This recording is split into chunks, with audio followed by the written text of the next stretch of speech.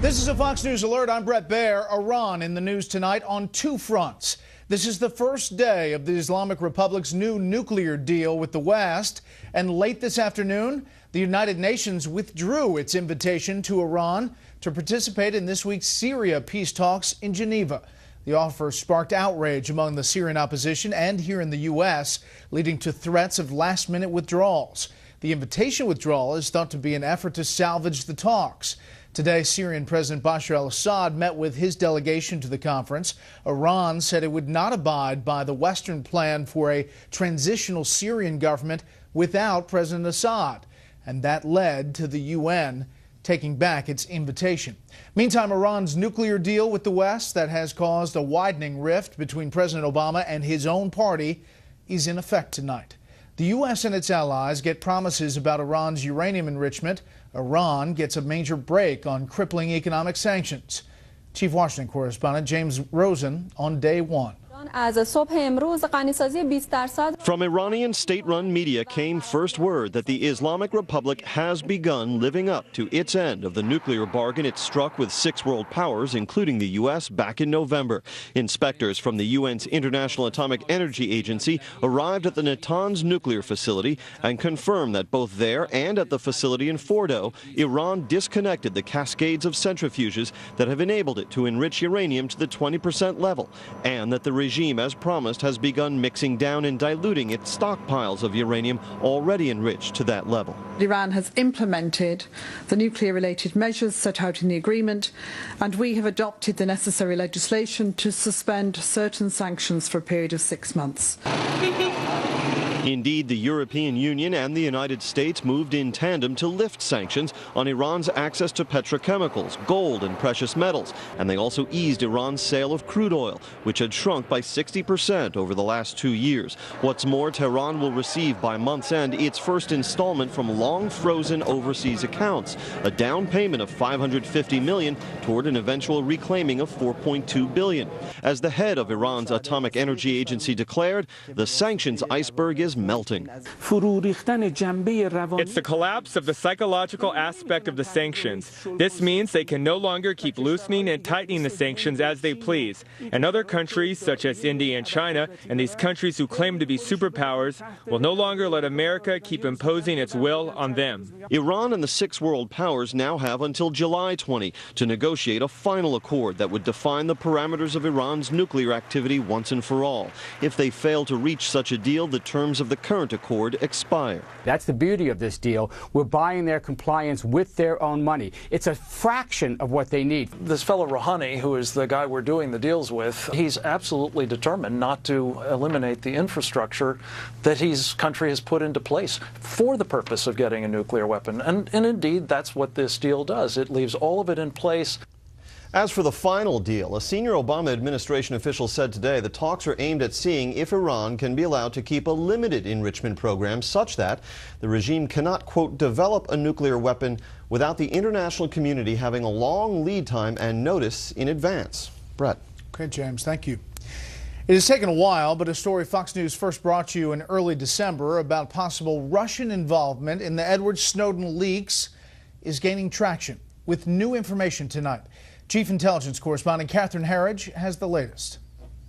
A source familiar with the Edward Snowden case tells Fox News that investigators do not believe the NSA leaker stayed at Hong Kong's Mira Hotel as he traveled from Hawaii to Russia last summer, but rather at the residence of a non-Chinese national, possibly a Russian, who is suspected of facilitating Snowden's travel to Moscow, where he now has temporary asylum. The new allegation about Snowden's unusual contacts in Hong Kong comes as the leadership of the House and Senate Intelligence Committees claim the NSA leaker may have had help. On the Sunday talk show, Senator Dianne Feinstein for the first time publicly weighed in on the possibility, along with the CIA's former deputy director, though neither pointed to specific evidence. The disclosures that have been coming recently are very sophisticated in their content and sophisticated in their timing. Almost too sophisticated for Mr. Snowden to be deciding on his own, and seems to me he might be getting some help. You agree with Chairman Rogers that he may have had help from the Russians? He may well have. We don't know at this stage. The claim that Snowden may not have acted alone was first reported by Fox News in early December, based on an interview with Congressman Mike Rogers. On Sunday, Rogers went further. Some of the things that he did were beyond his technical capabilities. Raises more questions. How he arranged travel before he left, how he was ready to go. I believe there's a reason he ended up in the hands, the loving arms of an FSB agent in Moscow.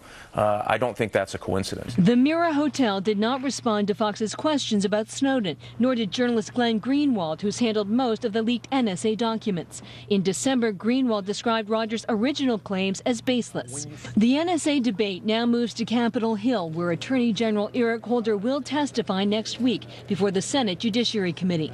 Its Democratic chairman suggested on Fox News Sunday the president's reforms do not go far enough.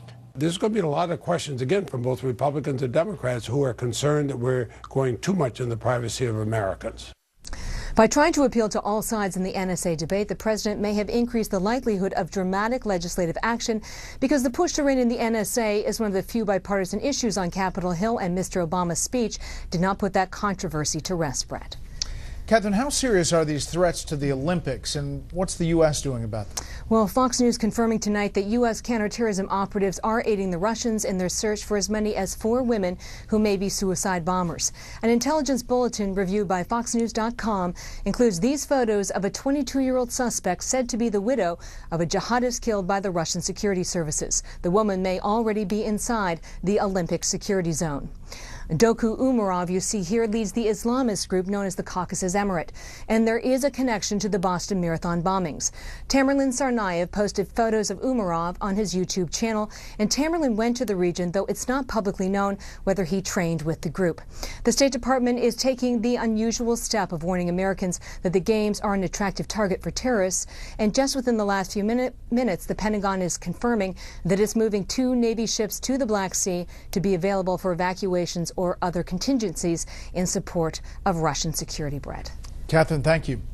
Another day of serious violence in Ukraine. Anti-government protesters clashed with police again in Kiev. That followed a night of vicious street battles after the government pushed through a sweeping anti-protest law. Ukraine has been in turmoil since the cancellation of an economic treaty with the European Union in November. President Obama says marijuana is not more dangerous than alcohol, but he does not necessarily want his 2 children to follow in his footsteps of teenage pot use. It's just the latest mixed message from an administration that still considers marijuana illegal, but encourages states to go their own way. Chief White House correspondent Ed Henry has tonight's story.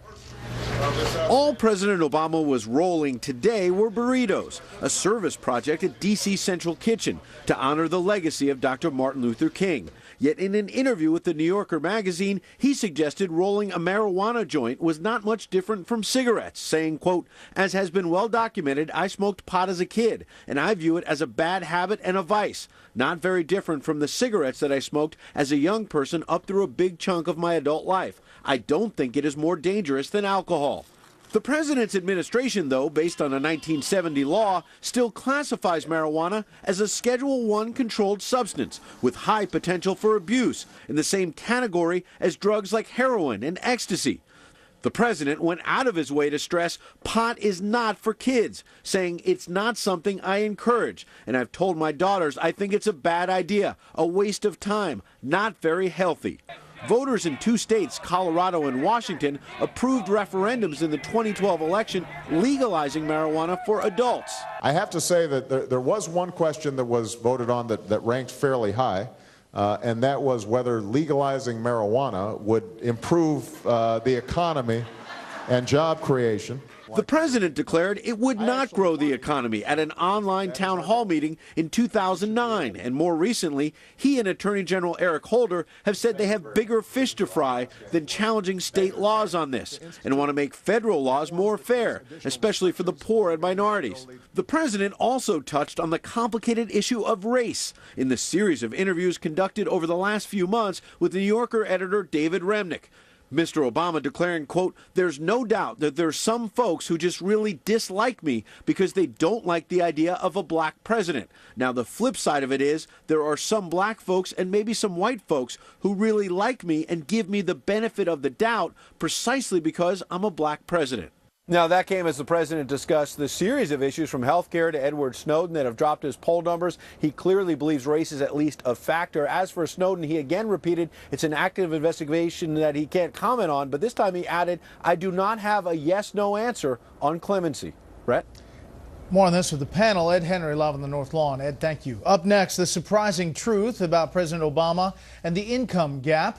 But first, here's what some of our Fox affiliates across the country are covering tonight. Fox 42 in Omaha, where at least 10 workers at a food processing plant were injured in an explosion and building collapse this morning. KCPQ in Tacoma, Washington, with the reaction to the post-game outburst by Seahawks cornerback Richard Sherman following Seattle's win over San Francisco in the NFC title game. Did you see that one? The Seahawks play Denver in the Super Bowl. And this is a live look at Atlanta from Fox 5 there. The big story there tonight is the Martin Luther King Jr. holiday. As always, a commemorative service was held at Ebenezer Baptist Church where King once preached. That's tonight's live look outside the Beltway from Special Report. We'll be right back.